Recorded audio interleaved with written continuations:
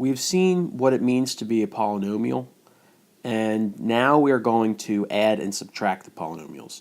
Soon we'll be multiplying polynomials, we'll be dividing polynomials, but first we're going to learn how to add and subtract polynomials.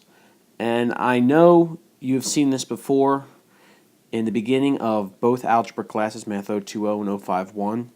You need to be able to gather like terms, and that's really what we need to do when we're adding and subtracting polynomials. Gathering the like terms, gathering the monomials that have the same exact, variable expressions, variables within each monomial. And you've seen this just by gathering like terms. The only thing we have to be careful about is when we're adding or subtracting, we have to be careful. If we have subtracting, we have to distribute that subtraction sign to all the terms. If you're adding, you distribute that, positive sign. You're adding 5x, you're adding a negative 7. Here you're subtracting a 5, you're subtracting a 7, subtracting a negative 8. So that's the only thing you need to be careful about. In this first example, you're adding 3x plus 2 to 5x minus 7. Those are considered polynomials. 3x plus 2 and 5x minus 7 have two terms each, so they're each a binomial, and we just need to gather like terms. So we have 3x's and we're adding 5x's. That's a total of 8x's. And here we have 2 plus negative 7. That becomes a minus 5. So when we add those two binomials, we get another binomial, 8x minus 5, just gathering like terms. That's something you've seen before, and that's really technically adding polynomials. What will be slightly different now is that we have a little bit more complicated examples.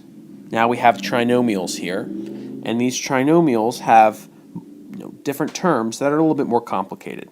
And only thing you need to keep in mind here is that you have xy squared. You need to look over here for another xy squared. They have to match exactly. You can't combine the 2y and the 3x to become, let me write it here and then I'll cross it out. You can't make this become, let's say, 1, because negative 2 plus 3, that would be a 1xy. You cannot do that.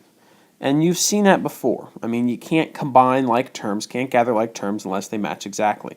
So this is incorrect. You can only combine like terms that match exactly. So here we have an xy squared, and we're taking away 5xy squared. So maybe what I'll do first is distribute this subtraction sign to all these terms. So it will be a minus 5xy squared minus 7y minus a negative 8x becomes a positive 8x. And maybe I'll just cross these out now. This is the polynomial that I'm working with now. I'm subtracting a 5xy squared, subtracting a 7y, and adding an 8x. So when I do that, I have 1xy squared. I'm taking away 5 of them. That's going to be a minus 4xy squared. We're not messing with the exponents. The exponents do not change. We're just gathering like terms. Here we have minus 2y. We're subtracting 7 more of those y's, so that will be a minus 9y. And finally we have 3x's. I'm adding 8x's. That is 11x's. So when I add these two trinomials, or excuse me, I subtract these two trinomials, I get another trinomial. Finally, once again, to keep in mind, you've seen something like this before when you're just asked to gather like terms. And when you were gathering like terms up here before, you didn't change the exponent on the x's. If you had 3x's and you're adding 5x's, it didn't become 8x squared. It's just 8x. You're gathering them together.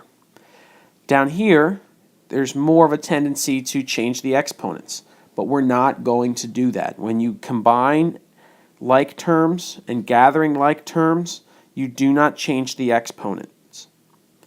You only change the exponents when you're multiplying. Just think about the properties of exponents that you've seen before.